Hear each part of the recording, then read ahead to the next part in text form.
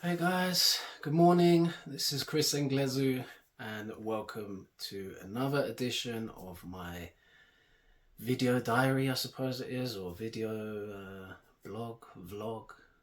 Um, we're just coming back from the festive season and the new year, so belated Merry Christmas to those who celebrate. And my warmest wishes to all of you, sincerely. Before we move into the fish chat, I would just like to say that I know the festive season and the new year is, for most people, is a time of family, love, happiness, and so on. But for many people, it's not a very nice time of year, and some people do struggle. So, to those people, I've been there in the past as well. I'm sure many of you guys watching also have, and would also extend your support to those who might be struggling now. Um, but I do think this is something that's important to talk about. I know it's a fish channel, and that's what you guys ultimately want to hear. But we can spare a few seconds for those people that need to feel that they have support. So to you guys out there who might be struggling at this time, I would like to send you my warmest wishes and let you know that you can reach out to me if you feel that you would like to, and we can talk about fish stuff, or you know feel free to share your problems if it helps you. Remember, there are a number of different communities online. I've got a few different groups on Facebook, pages, and so on. You can follow my page, connect to people who follow me. I have some incredible followers and clients who are amazing people and would be more than willing to support anybody who's going through a difficult time. And perhaps fish keeping is a nice way for us to do that and to connect and feel that there are other people around us who care. So just wanted to get that out there. All right, moving on. Today I want to talk to you guys about biotoping, but specifically I want to talk about microhabitats. So when I create biotope aquariums,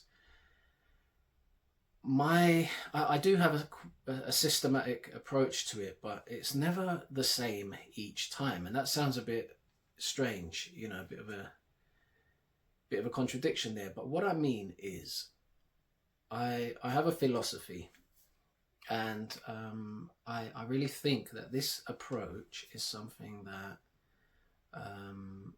makes the best aquariums in my mind.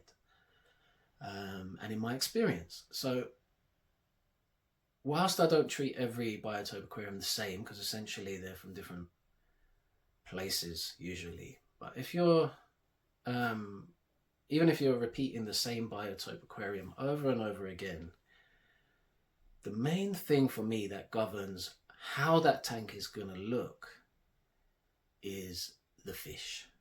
Which fish species are you including? And depending on which fish go into the tank, for me, it depends on how I'm going to structure, I suppose, the hardscape of the tank and what plants I'm going to use. So many things. A good example is sometimes you may be using fish species that are at home and most comfortable in a leaf litter environment, and usually a shallow area. So in that case, you now think, okay, well, I've got to create an area of this tank that is not just a tiny little corner. This has to be a place where this fish can roam and feel enriched and feel happy, that has somewhat of a shallow area. And depending on the size of your aquarium as well, you're going to choose how many fish are appropriate for space, territorial stuff perhaps, or just resources, general resources. You don't want to have too many fish for the amount of space, because obviously they're going to compete with each other in most cases. Not necessarily directly, as in compete for resources aggressively or anything like that. Some fish species genuinely just are feeding, and then they, things get used up, shall we say. And you want to have an environment where you can create this natural sort of vibe. So I'm talking about trying your very best to have areas where periphyton can grow, or where debris can accumulate and fish can have the time to roam around and pick and learn about the environments, feed on more natural substances, I suppose. But anyway, in this leaf litter environment, shallow water leaf litter environment, so you're going to have to think, I've got to create this aquarium in such a way. Then maybe you have another fish that you know is going in there, and they like to hide among roots, submerged roots, overhanging vegetation or overhanging roots, something like that. So you've also got to create that. And then you think, well, I've got to blend gradually those two microhabitats to form this greater biotope. So depending on each different fish you add, you're also adding their microhabitat or their specific habitat for that species.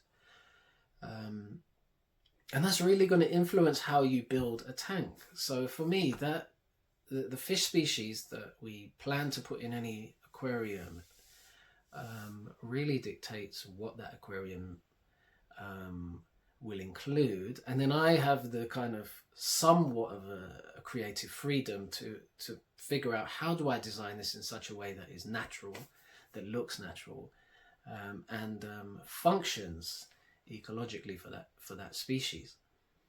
And this is where the closer you are to nature and understand nature and really are passionate about how nature works, you get a better idea.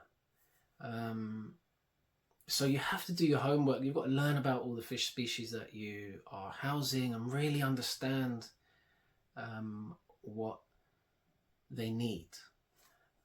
So anyway, my purpose for this video is to talk about microhabitats and my approach to building biotope aquariums, but also I'd love to hear, because I know some of you guys are doing incredible aquariums or have done in the past or are planning to, and I would love to hear what cool, quirky ideas did you use for creating a microhabitat for your fish species or in your biotope. What ideas do you have but are not sure, could I do this, has anyone done this before, so on and so on. I really want to create a discussion around this thing so that people can look and see that this is important, and for anyone coming into biotoping for the first time can be like, wow, this is actually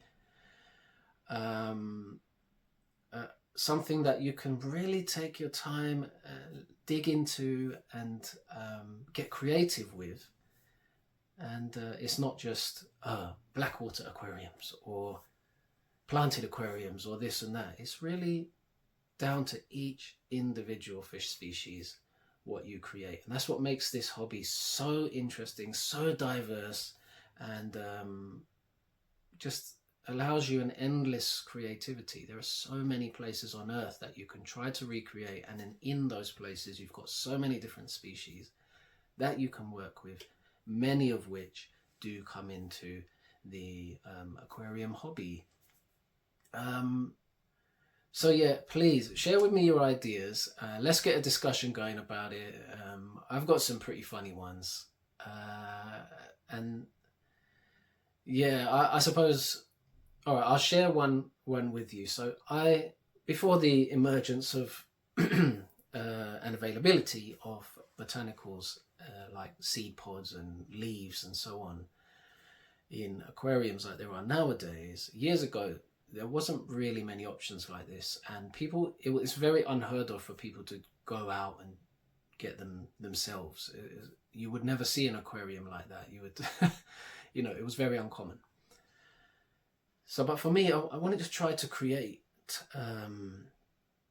some of these little microhabitats for the species I was keeping. Sometimes you do it because you want to incite the fish to breed, or you want to see more of their behavior.